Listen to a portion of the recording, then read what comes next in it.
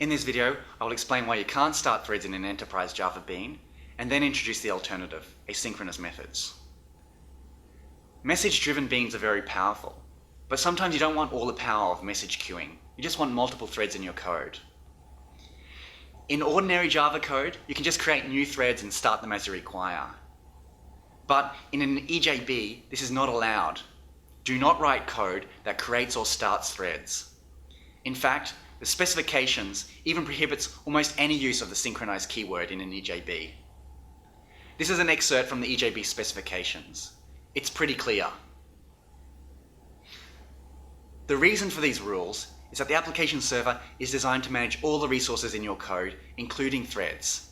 That's the whole point of an application server.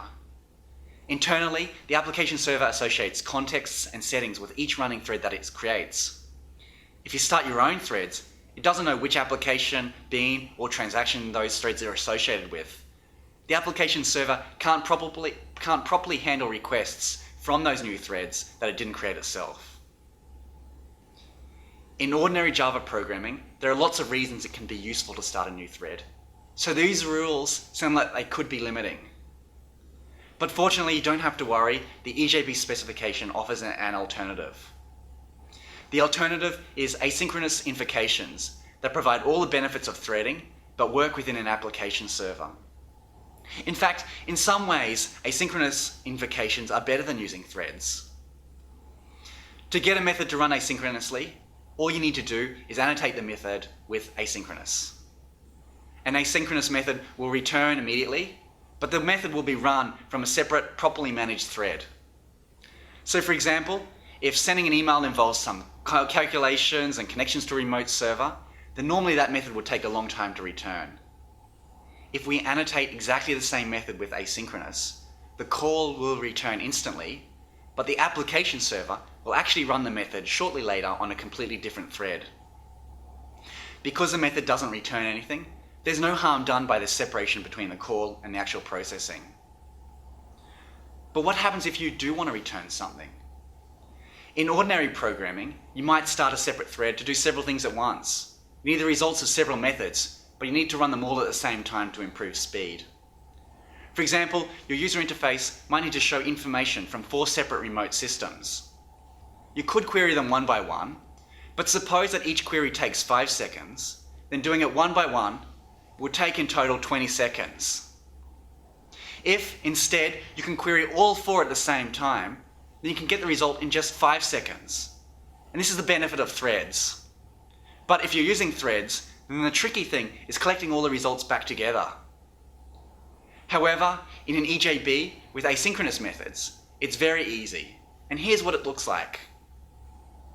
Instead of returning the result directly, the methods return a future. A future is a promise that the method will return a value, not now, but later. So in this method, our code has obtained 4 promises to get 4 string results. Those methods all work away at the same time. When we call get on the promises, it will wait for the promises to be fulfilled and then retrieve the result.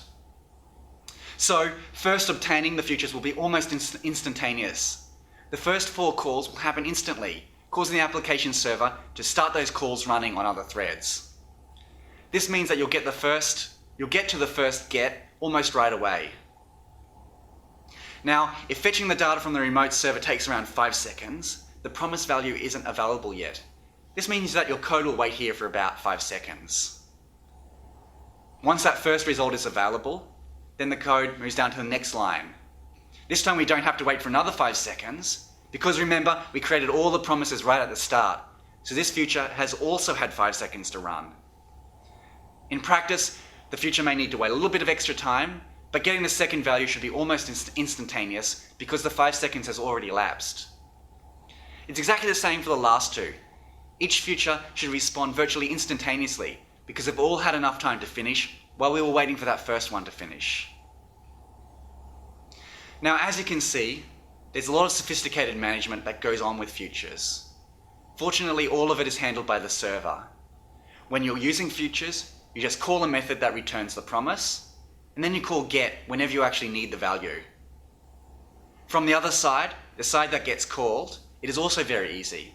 You just annotate your method with asynchronous, and return a future. You do need to make a slight change when you return a value. This is because if you change the return type of the method, you can't just return the result directly. You need to wrap it up in an async result object like you see here. But that's all you need to do. The application server will deal with all the concurrency, and with starting a separate thread. It will create its own instance of the future that gets returned immediately. It will then execute your method on a separate thread, and then when your method returns, it'll extract the value from the async result and pass it back to the original caller. Actually, you'll find that many capabilities of application servers can be used asynchronously, and the Java EE specifications are increasingly adding more and more asynchronous capabilities. For example, the JAX-RS client is often used synchronously, but it also has the ability to be run asynchronously. In summary, the most important point in this video is that you should never start a thread in an application server. If you need concurrency, then use message-driven beans, or use the server's built-in asynchronous processing capabilities. To invoke a method asynchronously, all you need to do is annotate the method with asynchronous.